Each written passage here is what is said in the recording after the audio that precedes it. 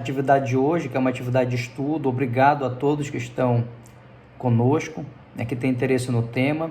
E esse livro, eu tive a ideia de escolhê-lo como base, né, para que as pessoas pudessem ler, porque ele traz uma temática muito interessante e também tem a ver com o momento que a gente está passando agora de efervescência, né, do debate antirracista que está acontecendo nos Estados Unidos e também no Brasil. E nós tivemos já manifestações no Brasil contra o racismo, principalmente em São Paulo, né? E aí é um tema do momento que a gente precisa conversar a respeito. A minha apresentação, ela não vai seguir ipsilíteres o livro, porque eu quero fazer uma apresentação que possa somar ao texto base, para que a gente possa ter então um anteparo, né? Um anteparo sociológico a respeito do que o professor Silvio que ele traz no livro. Então, no primeiro slide, eu coloquei rapidamente, só para ter uma ideia, né? O Silvio, a primeira formação dele é em Direito, mas ele também é formado em Filosofia. E uma coisa que me chamou muito a atenção, uma vez eu assistindo a uma entrevista dele, é ele falar que quando ele defendeu o doutorado dele, ele é doutor em Filosofia, a faculdade informou a ele que ele era o primeiro negro a ter um título de doutor lá, né? Então, aí ele até comenta, né, que uma instituição que tem 200 anos, aí ele faz referência à primeira escola superior que foi instituída no Brasil, né, com a chegada da família real. E realmente são mais de 200 anos que o ensino superior ele está ativo no Brasil, e ele era o primeiro negro a conseguir um diploma, né, de um título de doutor. E aí ele faz uma reflexão inicial, né, que ele diz assim, mas como que isso é possível, né? Como é que as pessoas, até as pessoas ditas de bem, pessoas que militam na área de direitos sociais, né, pessoas esclarecidas, pessoas qualificadas, como é que essas pessoas aceitam uma situação como essa, né? Aceitam como normal uma situação como essa, em que você tem uma instituição aí de mais de 200 anos e que não tinha formado um doutor negro até em 2011. Então ele começa a fazer essa reflexão e isso me fez querer ler o livro dele. Imagino que todo mundo tenha lido ou tentado ler. Ele coloca que, inicialmente, esse livro dele, ele é um livro é uma teoria social, na verdade, né? Ele não vai apenas falar sobre o racismo, mas ele vai elaborar uma teoria que ele imagina que seja mais adequada para a discussão, para compreender o racismo no Brasil. Então, em linhas gerais, esse livro, ele está dividido lá, né? Ele tem racismo e ideologia, racismo e direito, racismo e política e racismo e economia. Então, a concepção que ele trata estrutural é a seguinte: ele trata que a questão do direito, ele tem mecanismos que vão privilegiar ou desfavorecer determinadas classes, e no caso daqui ele vai tratar sobre as raças. Ele diz que existe uma imposição de regras e padrões racistas por parte das instituições que formam a nossa sociedade. E essas instituições, elas estão vinculadas a uma ordem social, né? Elas estão vinculadas ao capitalismo, que é o sistema econômico, e a ordem social que esse sistema mantém, ela é uma ordem que existe muito conflito nela, devido a ter as desigualdades sociais. E essa ordem, então, para ela se manter, ela precisa de um aparato que possa reprimir essas pessoas que estão insatisfeitas. E aí, dentro dessa pirâmide, os mais prejudicados são os negros, e especificamente ainda a mulher negra, né, que de todos é o que sofre mais na pele toda essa estrutura que é montada para manter esse sistema desigual que a gente tem no Brasil. E aí ele fala que essas instituições, né, sejam ela igreja, seja ela escola, seja ela qualquer instituição que faça parte da nossa sociedade, ela é uma instituição que ela não cria o racismo, mas ela repercute, ela reproduz esse racismo, né, porque a sociedade é racista. Então, essa estrutura social que constitui, né, a nossa sociedade, ela, apesar dela ter os seus conflitos internos, né, conflito de classe, conflitos sexuais e conflitos de raça, mas ainda assim ela vai pesar de modo mais firme na questão racial contra os negros.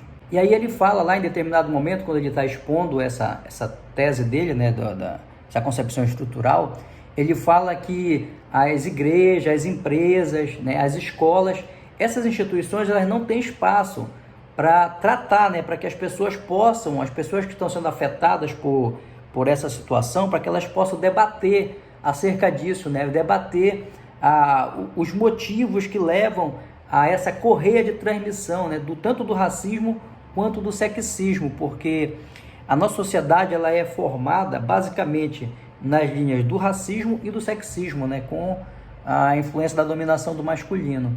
E aí, essas violências elas podem ser explícitas ou, como ele chama lá, com microagressões, que está em torno de piada, né, o silenciamento das pessoas ou o isolamento.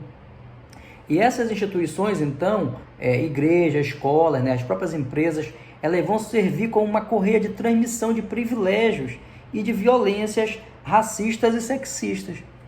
Então, é muito interessante quando ele traz essa concepção, né, porque ele vai mostrar que o racismo, ele é, na verdade, o normal da sociedade. Ele vai dizer lá que ele tem duas teses, mas tem uma que é central, né, que a sociedade contemporânea ela não pode ser compreendida sem os conceitos de raça e de racismo, e a 2 é de que o significado de raça e de racismo, bem como suas terríveis consequências, exige dos pesquisadores e pesquisadoras um sólido conhecimento de teoria social. E a tese central dele é que o racismo é sempre estrutural, ou seja, de que ele é um elemento que integra a organização econômica e política da sociedade. Então, o racismo ele é normal na sociedade, ele não é uma ocorrência individual. No decorrer do livro ele vai tratar lá o que é racismo individual, né? Quando um cidadão invade uma igreja, ele dá um exemplo, e mata lá meia dúzia de crianças negras, aí é uma prática individual daquele cidadão que foi lá e fez um ato terrorista. Mas ele pode ser institucional, que é quando o Estado permite que milhares de crianças negras morram de fome ou sejam assassinadas por causa da cor da sua pele. E aí, nesse caso, o racismo ele seria institucional. E ele só pode ser aceito pelas pessoas, né, que compõem a sociedade, pelo conjunto das pessoas, tanto faz ser pessoas negras ou pessoas que não são negras, né, ou brancos ou imigrantes não negros. Ele só pode ser aceito por essas pessoas se ele for estrutural, que é a tese que ele levanta, né, que toda a construção dos discursos que nós temos na sociedade, né, a ideia liberal, a constituição do próprio capitalismo em cima de desigualdade, a questão política, a questão econômica, a ideológica também, né? Toda essa questão é que vai culminar com que esse racismo ele não seja apenas nas instituições. Agora, as instituições manifestam o racismo porque a sociedade é racista. Então, uma outra situação aqui que o livro dele traz, né, é que quando é que eles vão... que vai ficar claro isso para esses intelectuais negros, né? Nós temos ali, acho que quem não conhece, mas acho que muita gente conhece aquela obra clássica do Tocqueville, né? Que é o Antigo Regime e a Revolução Francesa. Então você vai ver ali que naquele momento de efervescência da inteligência, né, da intelectualidade, da vontade de se libertar da exploração do trabalho, então as ideias iluministas que permearam toda a Revolução Francesa, elas procuravam colocar uma ideia de igualdade entre as pessoas, e que as pessoas são iguais e que elas deviam ter os mesmos direitos. Então eram ideias muito boas, e essas ideias elas culminaram na Constituição de 1791 da França. Só que detalhe, a França ela tinha as colônias, que ela tinha locais onde ela dominava, né, explorava as pessoas, e um desses locais era o Haiti. Então as pessoas do Haiti começaram a reivindicar: para lá, mas vocês estão dizendo que tem de ter liberdade, mas e pra gente? Então veja só, nós vamos ter ali na Europa as pessoas que estavam mais avançadas do ponto de vista da liberdade, do ponto de vista dessa situação, né, de defender com que os seres humanos têm direito à educação, têm direito à liberdade, têm direito a um trabalho digno. E essas mesmas pessoas não estavam querendo estender esses direitos para os negros do Haiti. Então, veja, nesse momento aí que o projeto iluminista, ele fica nu, né? Ele fica descoberto, porque esses direitos eram só para os franceses, né? Para os brancos. E aí, nesse momento, isso chama muita atenção no início lá do livro, que ele está falando sobre isso, né? E aí o Haiti pega e faz a sua revolução, né? E consegue, em 1804, se tornar independente. E aí essa questão, então, ela salta aos olhos. Espera lá, então, quer dizer que o ser humano, ele tem de ter liberdade, né? Ele tem direito a ter liberdade, mas não todo humano. Alguns humanos não têm o direito a ser livres, a poder viver com dignidade. Então, aí, nesse sentido, a raça ela vai emergir, né? Colonialismo e escravidão, eles vão operar simultaneamente como fundamentos, né, da sociedade contemporânea. São 3 distinções que ele faz no livro, né? Preconceito, discriminação e racismo. Então, o racismo, ele precisa ser diferenciado porque o racismo ele é uma prática sistemática, né? Então, ele é uma forma sistemática de discriminação. E essa discriminação ela pode ser vantajosa ou não, dependendo de quem de que raça o indivíduo pertencer, né? Por exemplo, se for da raça branca, isso vai se tornar privilégio para ele. Agora, se for da raça negra, ou se for um indígena, como é o caso do Brasil, que logo depois eu quero falar um pouco sobre isso, aí ele já vai sofrer, vai ser desfavorável. O preconceito racial para ele é baseado em estereótipos, né? Ele traz essa questão, né? Que pode ser ou não desfavorável. Ele dá até uns exemplos aí sobre, por exemplo, as pessoas asiáticas, elas, quando a pessoa olha, pensa que a pessoa tem mais predisposição a ter cálculo, a fazer cálculo, ou que uma pessoa de cor, né, uma pessoa negra, tem um gingado, pode dançar melhor que o outro. Então, esses estereótipos aí, eles são o que ele classifica como preconceito. O preconceito pode ou não ser ruim. Por exemplo, se a pessoa tem um preconceito de achar que um negro vai roubar, todo negro vai ser, aí é desfavorável. Mas tem preconceito que não é desfavorável.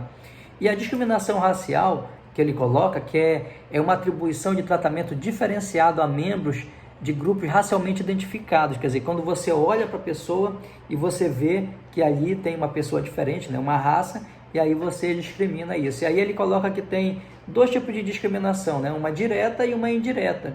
E ao longo do tempo, esses 2 tipos de discriminação, eles vão fazer com que haja uma estratificação, né, na sociedade, por conta da prática. Então, é a prática que vai fazer com que esse estabelecimento dessa estratificação aconteça. Então, ele fala quando a discriminação direta, né, é um repúdio ostensivo a indivíduos ou grupos, né, e esse é motivado pela condição racial. Então, ele dá um exemplo lá no livro de países que proíbem a entrada de negros, né, de judeus, de muçulmanos, pessoas de origem árabe ou persa. Tem países que fazem restrição à entrada dessas pessoas. Então, isso é uma direta. E sempre vai ter o poder no meio, né? E a questão da discriminação indireta já seria quando acontece uma situação específica com grupos minoritários, né? A ausência de intencionalidade explícita de discriminar, porque ele fala assim que a indireta acontece como se fosse inconsciente, né? A pessoa vai discriminando ali aquela pessoa e não demora muito, de tanto que isso acontece, isso vai virar um hábito na sociedade. E isso geralmente é desfavorável para pessoas que são negras, né? E também que são indígenas. O racismo como processo histórico. E uma outra seção do livro ele coloca assim: como nós naturalizamos o racismo.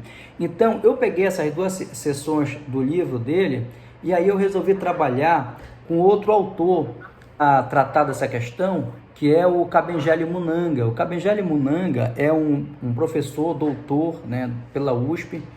Ele é um pesquisador que ele veio do Congo e ele fez o doutorado dele aqui no Brasil, conseguiu uma bolsa antes da Guerra Civil acontecer lá, e aí depois ele mudou para o Brasil, fez concurso lá na USP e é professor lá, pesquisador de pesquisa relações raciais, tá?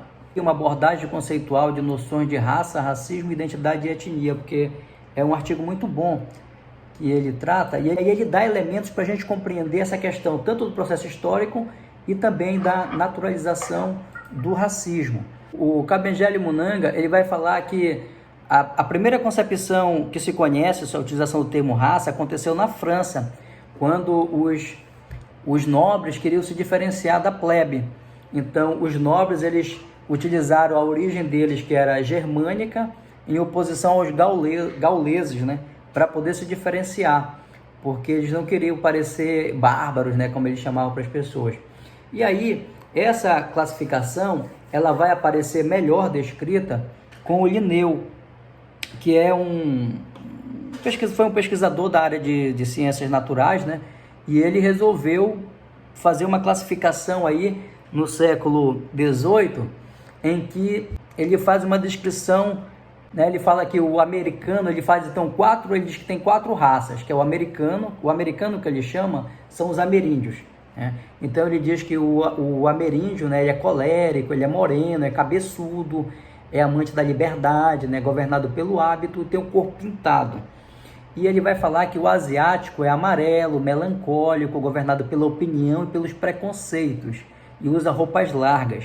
Já o africano é negro, flemático, astucioso, preguiçoso, negligente, governado pela vontade de seus chefes, unta o corpo com óleo ou gordura, sua mulher tem vulva pendente e quando amamenta os seios se tornam moles e alongados. E o quarto é o europeu, branco, sanguíneo, musculoso, engenhoso, inventivo, governado pelas leis, usa roupas apertadas. Bem, aí nessa descrição do Linneu, ele fez uma descrição melhor do europeu, claro, né? Porque ele era europeu e o etnocentrismo é a base do pensamento europeu, mas quando ele vai falar sobre o africano, ele fala até das genitais da mulher africana e faz um comentário depreciativo sobre os seios da mulher que amamenta o filho. É até difícil comentar, porque eu nem gosto dessa descrição, mas eu coloquei aí para que todo mundo perceba o absurdo que é. E aí eu trouxe aqui umas alegorias. Essas alegorias aí, gente, assim, naquele tempo lá das descobertas, né, das grandes navegações, não havia televisão, não havia rádio, então as pessoas elas se informavam por folhetins, né, por pinturas, por desenhos, e esses desenhos aí são as alegorias, que é a alegoria da América. Então, como eles retratavam os indígenas que foram encontrados aqui na América, eles retratavam com traços animalescos, é como se essas pessoas fossem mais próximas dos animais, é como se não fosse humano. Inclusive, a Igreja Católica foi consultada se era para tratar como ser humano ou não as pessoas que foram encontradas aqui, fruto das grandes navegações, né? Não só na América, mas também na Polinésia, que também o pessoal da Polinésia tinha uma cor de pele escura. Então essas populações, elas foram discriminadas porque elas não eram parecidas assim fisicamente com o europeu. E aí a cor da pele nessa época aí, ela passou a ser a base para você discriminar. Então é daí que vem, né, a utilização da raça, né? Então aquele conceito de raça lá no início usado pelos franceses para designar a origem, ele vai aparecer aqui apenas com a parte física, né? A pessoa vai passar a diferenciar o outro pelas suas diferenças morfológicas, principalmente da cor da pele, mas não apenas sobre a cor da pele, né? Logo depois foi incorporado aí a essa distinção o tipo de queixo, o tipo de cabelo, o tipo de nariz, etc. Então, nesse momento aí do século XVIII, foi instituída as 3 raças estanques, né? Que é a branca, a negra e a amarela. A grande questão aí é que, se é cor da pele, a ciência que vai tratar disso é o que a gente conhece hoje como biologia. E a biologia já comprovou que a cor da pele da pessoa, ela é responsável, né? Quem é responsável pela cor da pele é a melanina. Menos de 1% dos genes de cada pessoa é que vai ser responsável pela coloração da pele. Ou seja, do ponto de vista biológico, não existe nenhuma evidência científica que possa comprovar o conceito de raça. Então, o conceito de raça ele se tornou algo que caiu no imaginário da população, né, que foi utilizado de modo no popular mesmo, mas cientificamente ele é um conceito que não existe. né? Inclusive o Kabengele Munanga, né, nesse mesmo artigo aí, que está disponível na internet, ele vai falar que muitos pesquisadores passaram a utilizar, ou seja, preferiram utilizar o termo raça, porque é o termo que opera melhor com as pessoas, né, na concepção das pessoas. O termo etnia, que muitas pessoas pensam até que pode ser um sinônimo, e algumas pessoas até usam como sinônimo, ele não é muito operacionalizado no dia a dia das pessoas, das populações. Então, o que ficou foi esse termo fictício de raça, né? Mas biologicamente ele não existe. Quando o europeu chegou no Brasil, né, ou na América como um todo, as descrições eram que as pessoas que moravam aqui eram selvagens, porque elas viviam sem roupa, elas tinham desprezo pelo trabalho, algumas eram canibais e desconheciam Deus. Então essas descrições, elas visavam municiar e criar também uma narrativa de fazer com que essas pessoas pudessem parecer assim com menor valor, né? Que como se fossem pessoas que precisassem de ajuda para se vestir ou para ter uma religião. E tudo isso foi conquistado a partir das benesses da igreja, né? A igreja não apenas incentivava, como ajudava, com recursos mesmo, com que essas pessoas pudessem ser agredidas na sua cultura. Veja só, quando os colonizadores, os portugueses chegaram no Brasil, eles imaginavam que o Brasil era como se fosse a região da Centro-América, né? Onde os espanhóis chegaram lá e tinha muita prata, muito ouro. Os moradores daquela região lá da América Central, eles tinham assim uma cultura de fazer muito artesanato com ouro, que era a riqueza que os europeus queriam, né? E no Brasil não tinha isso. A cultura dos povos daqui era diferente. Então, quando eles chegaram aqui, eles tiveram de reinventar, né? Modo clássico de exploração, eles não conseguiram fazer. Então, o que eles tiveram de fazer? Eles tiveram de criar aqui uma empresa de exportação. E aí, não tinha mão de obra suficiente para fazer isso do europeu. O que eles fizeram, então? Eles pegaram o indígena para escravizar, né? A escravidão indígena, ela não é muito tratada, né? A gente não vê tanto assim, mas os indígenas, eles sofreram escravidão tanto quanto os negros no Brasil, né? Inclusive, um dos motivos pelos quais eles foram dizimados, né? Porque eles eram inquietos, eles conheciam bem a natureza, né? Conseguiam fugir, e eles também sofreram muito na pele toda essa situação. Isso aqui é a Dum Diversas, que foi uma legislação feita pela Igreja Católica para poder municiar os colonizadores com o peso da lei, né? Dirigida, no caso, ao Dom Afonso V, né, de Portugal, e publicada em 1452 pelo Papa Nicolau V. Então, ele dizia o seguinte: todas as pessoas que fossem encontradas que não professassem a fé cristã, elas poderiam ser escravizadas de modo perpétuo. Ou seja, você tinha então, porque naquele tempo a igreja ela não era que nem agora, né, que é uma instituição que não tem um poder de polícia nem diplomático, né? E aí foi a partir desse documento que foi utilizado para que as grandes navegações pudessem escravizar as pessoas que elas encontrassem aí com as bênçãos da igreja. Então, a escravidão, como eu estava falando, né? A escravidão indígena, ela aconteceu. Por quê? Porque quando os portugueses chegaram aqui, eles precisavam de mão de obra para usar no comércio.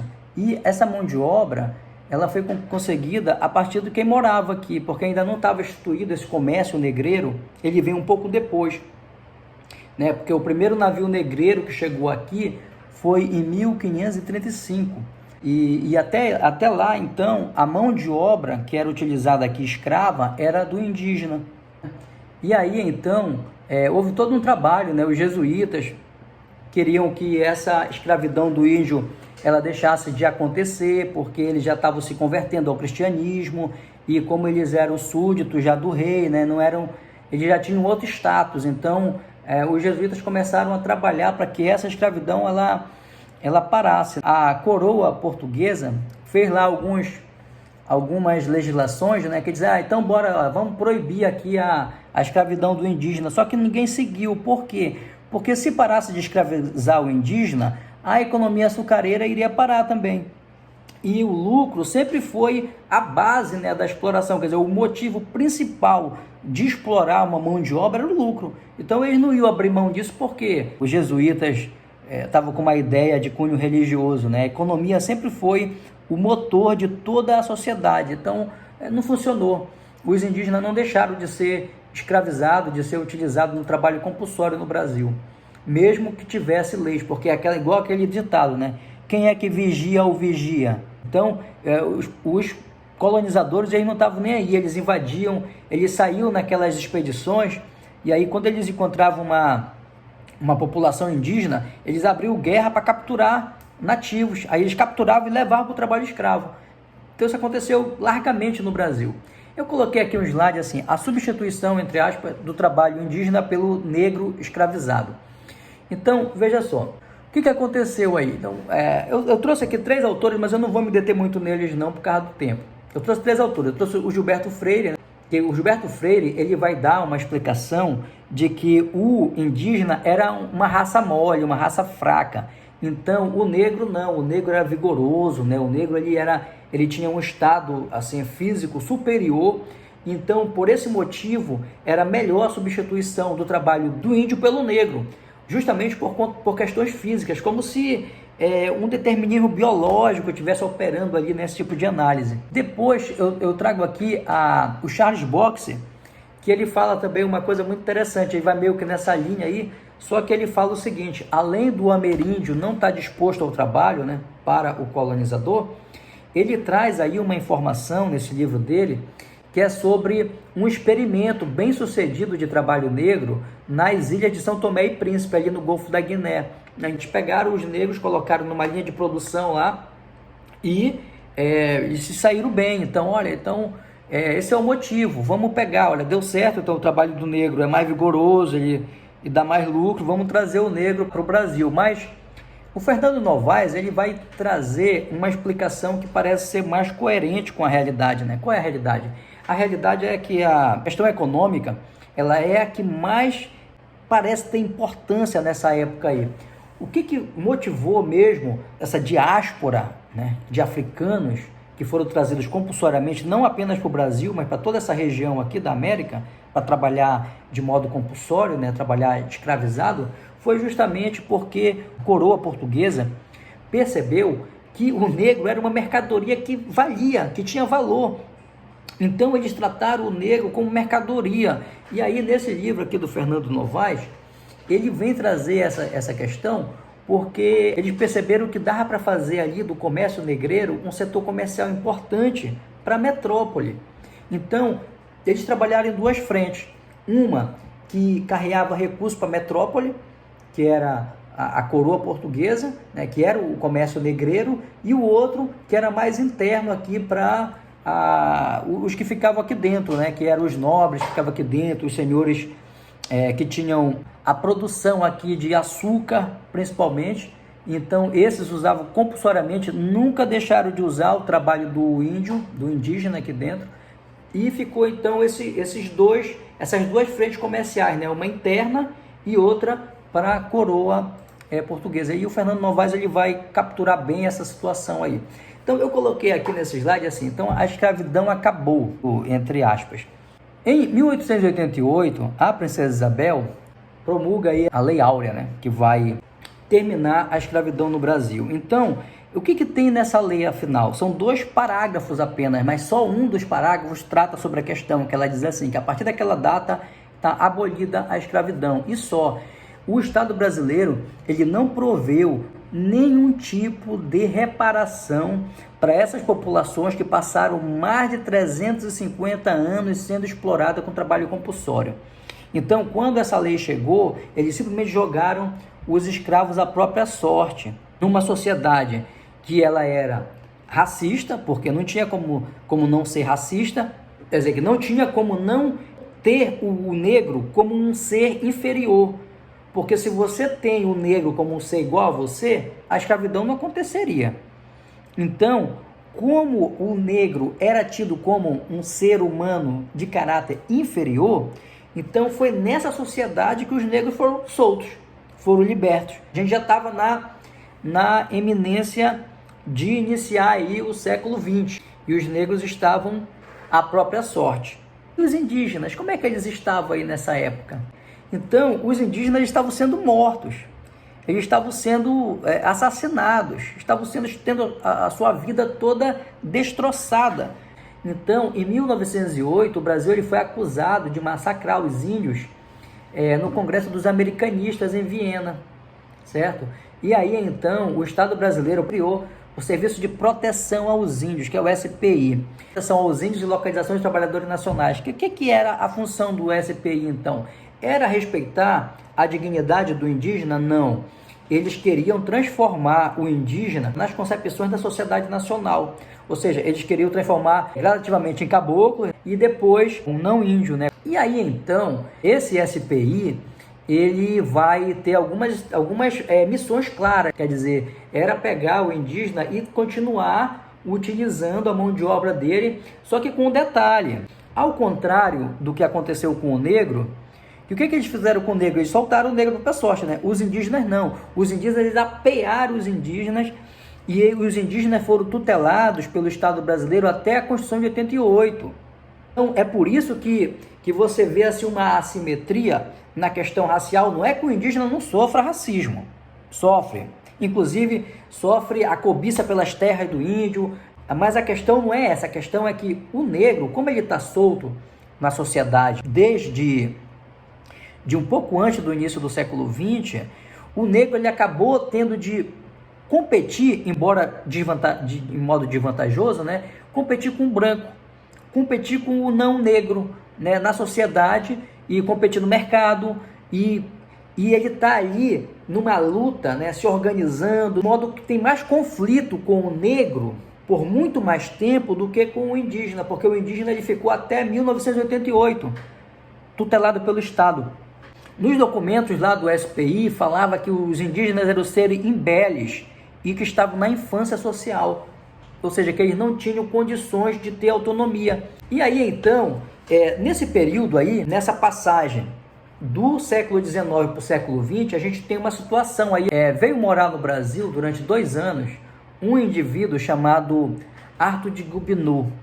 Ele era um francês que era diplomata, e ele teve muito contato aqui com a intelectualidade brasileira, né?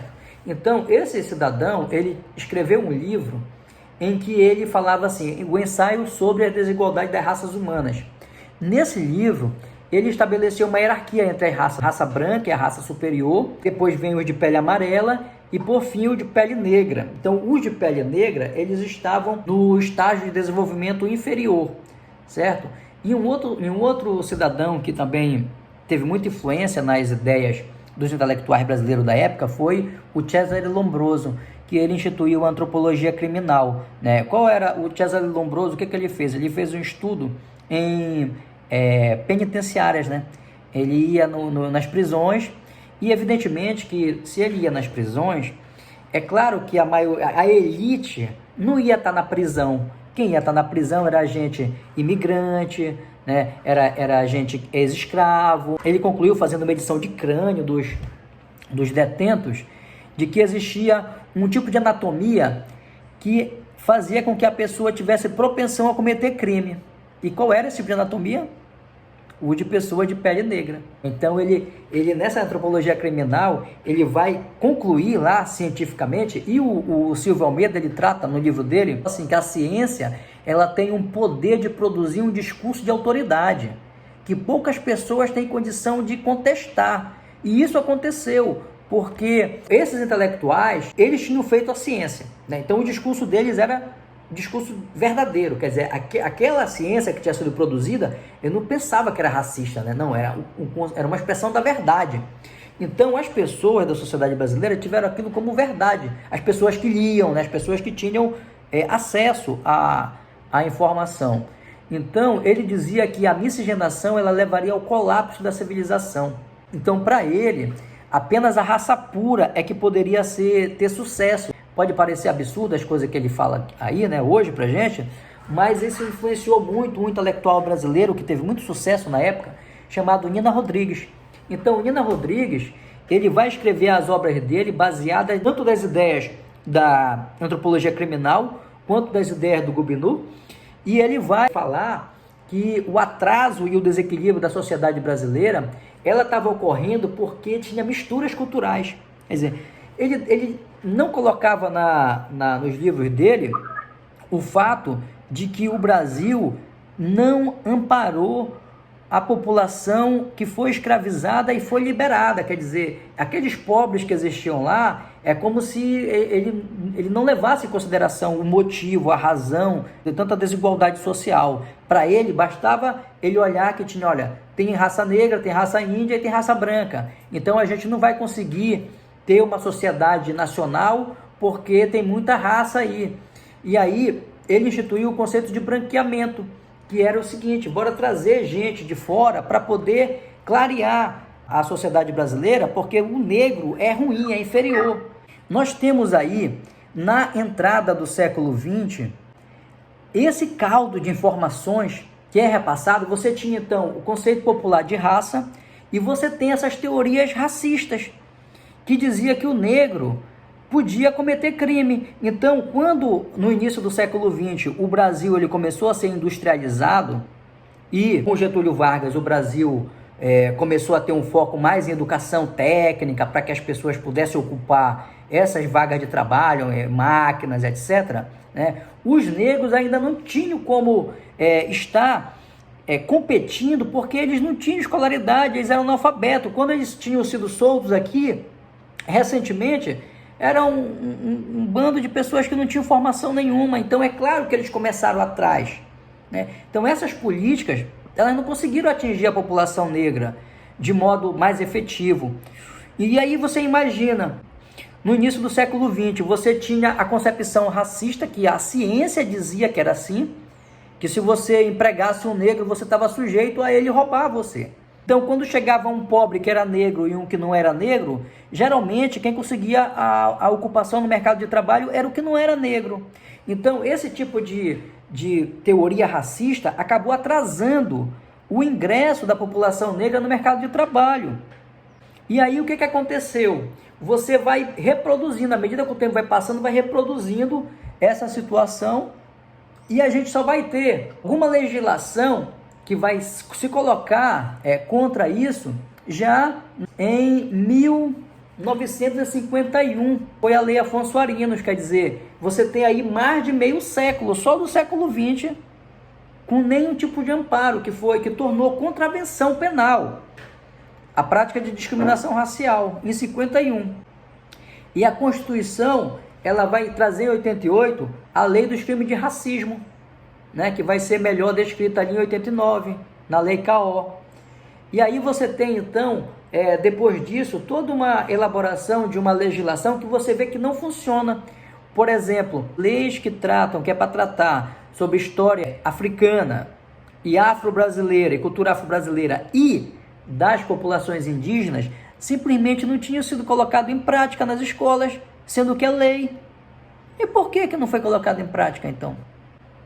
Porque essa concepção que foi criada no senso comum das pessoas, ela persiste até hoje e ela não veio do nada, né? Ela surgiu porque foi uma construção histórica, uma construção social da nossa sociedade brasileira. Então, a sociedade brasileira, ela é racista sim. Nós somos formados na base do racismo e na base do machismo. E aí eu retorno ao texto do Silvio para encaminhar para uma finalização aqui. Ele vai dar o exemplo lá do Stokely Carmichael, né? Que ele fala que a ideologia racista, ela vai se inculcando na pessoa, mesmo na pessoa que é negra, sem a pessoa perceber, de modo assim sorrateiro, né? Porque é isso que a ideologia faz, né? A ideologia ela vai se colocando de um modo sorrateiro, que a pessoa precisa de muita reflexão para ela começar a perceber isso. E para já encaminhar, né? Então essa questão que o Silvio coloca no livro dele, né? Que é como nos tornamos racistas. A gente se torna racista naturalizando o racismo, porque o racismo ele faz parte da constituição da sociedade brasileira. E se tem uma coisa que pega, gente, é o senso comum.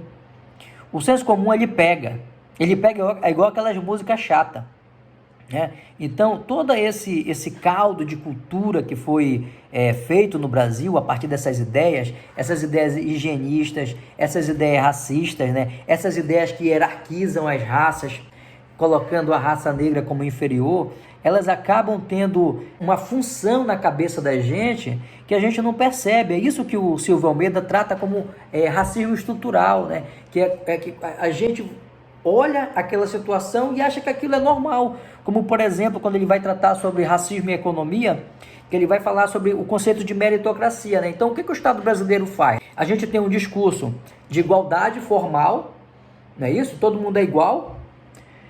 Mas será que todo mundo compete em pé de igualdade? Então, se a gente tem todo mundo é igual, beleza. E na hora que está no mercado de trabalho, como ele mostra, que estatisticamente falando, as pessoas do sexo feminino e as pessoas negras e a mulher negra lá embaixo são os que têm a menor remuneração e são os que trabalham em atividades que são, digamos assim, de menor prestígio. Às vezes trabalham mais, têm a mesma qualificação do não negro e ganha menos. Isso é estatística. Como é que você vai explicar então essa desigualdade? Como é que as pessoas aceitam que essa desigualdade ela seja, tá de boa ali, o cara tá vendo a desigualdade e tá dando de ombro? Por quê? Porque foi criado, aí é uma junção de tudo, né? A ideologia, a política, né? O sistema econômico, né? Foi criado o discurso da meritocracia. Então, se você não está conseguindo uma remuneração melhor, é porque você não se esforçou o suficiente. Você não se esforçou e isso vai dar elementos morais e éticos para que a sociedade aceite a desigualdade. Porque a questão não é que o sistema produz pobreza, produz desigualdade e faz com que uma minoria acumule em detrimento da maioria, não. É porque o fulano, quer dizer, ele individualiza no indivíduo lá, o fulano não se esforçou, não foi produtivo. E aí o sistema, ele encontra uma maneira, a partir da meritocracia, né, uma maneira de fazer com que a desigualdade social seja normalizada. Mas, por si só, isso é suficiente? Não. Não é suficiente. E aí é que entra o Código Penal. A lei e o aparato, né, repressor do Estado, ele vai ser utilizado para conter. Então, ele vai ser utilizado para conter essas pessoas que porventura se chatearem com essa situação, né? Então você tem ali um grande contingente de pessoas excluídas na sociedade e essas pessoas, se elas se revoltarem, aí você vai ter ali pelo discurso da segurança, né, o braço armado que vai conter essas pessoas, que é o que a gente tem visto acontecer, por exemplo, nas favelas do Rio de Janeiro, a partir da obra do Achille Mbembe, que é o conceito de necropolítica, né, que é a questão do controle, né, não da vida, mas da morte, né, da pessoa. Então, apenas com um aparato de repressão muito forte é que você consegue manter uma sociedade estruturalmente racista, estruturalmente desigual, e que isso vai se repercutir, inclusive no organismo. As pessoas vão... a maioria das pessoas vai achar isso normal, toda essa construção, porque isso faz parte da própria constituição, da maneira de ser da pessoa que vive aqui nessa sociedade. Então, em linhas gerais, era isso que eu queria trazer nesse primeiro momento. E aí eu quero abrir agora para a participação de vocês.